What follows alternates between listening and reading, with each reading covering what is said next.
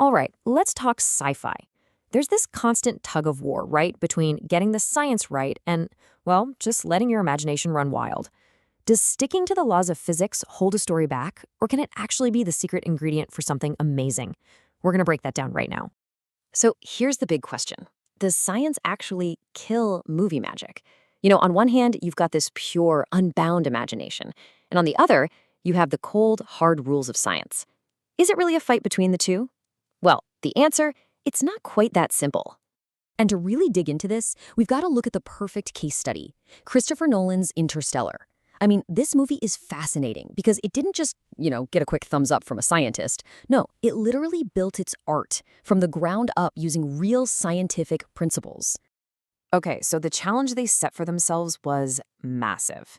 They wanted to visualize a black hole accurately. And think about it. At the time, nobody had ever really done that. No one knew what it would actually look like up close. So to solve this puzzle, they brought in the big guns, the legendary theoretical physicist Kip Thorne. And this is where it gets really cool.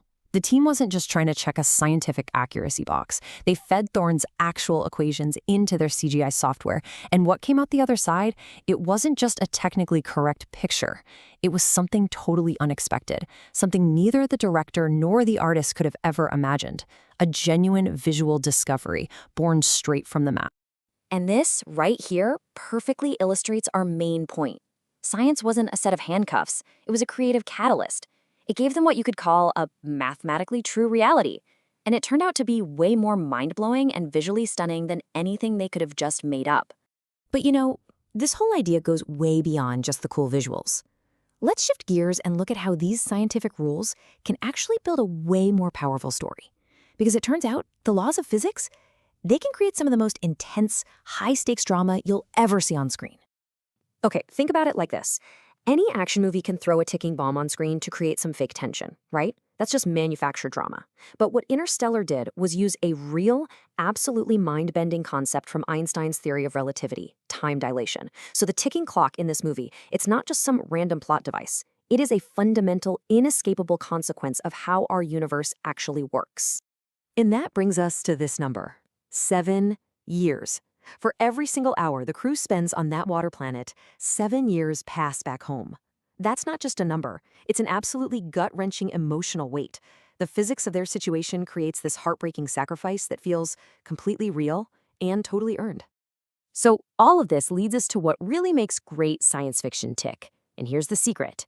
It's not really about being 100% scientifically accurate all the time. No, the real key is something a little more subtle. It's all about consistency. Really, it all comes down to earning the audience's belief. Think of it like a contract. Once a story sets up the rules of its world, and it doesn't matter if those rules are based on real physics or total fantasy, as long as it sticks to those rules, we, the audience, we buy in. We're willing to go along for the ride and invest in the emotional journey because the whole framework just feels solid. Interstellar is really the perfect example of this. You can think of it as a hybrid model. It builds this super strong foundation with hard science. You've got the accurate black holes, the realistic wormholes, the time dilation effects. And because that foundation is so strong, we're totally willing to go along with its more soft science ideas. The theme that love can be a physical force, that it can transcend space and time. One makes the other possible. When you look at it this way, this whole approach, this blend of hard science and art, it starts to raise some pretty big, fascinating questions. Not just about movies, but about creativity itself. For example, is an image that was generated by math more artistic than one that came from pure imagination? I mean, think about Gargantua, that stunning black hole from the movie. It came from pure equations. Does that make it any less of an artistic achievement than a beautiful landscape somebody painted? Well, here's one way to look at it.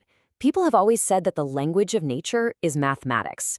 So if you think about it that way, science isn't fighting with art. It's actually giving the artist a brand new tool.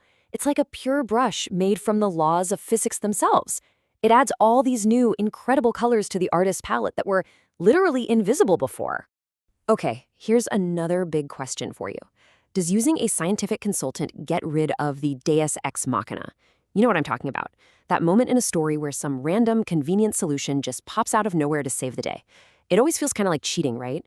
So does science force writers to, well, play fair? And the answer is, yeah, pretty much. It forces writers to find smarter solutions. When you have to follow the rules, you can't just have your hero magically survive something impossible. You have to think your way out of the problem. And when the characters pull it off, their triumph feels so much more satisfying because we know it was earned. It wasn't just handed to them. So, this leaves us with one last, really interesting question to chew on. When is breaking the laws of physics not actually a mistake, but a choice? Think about movies that have sound in the vacuum of space. We know that's wrong. But the real question isn't, is that accurate? The real question is, why did the filmmaker make that choice? If breaking a rule serves the story, if it creates a powerful poetic moment, well, then maybe it's not a mistake at all. Maybe that's just a different kind of art.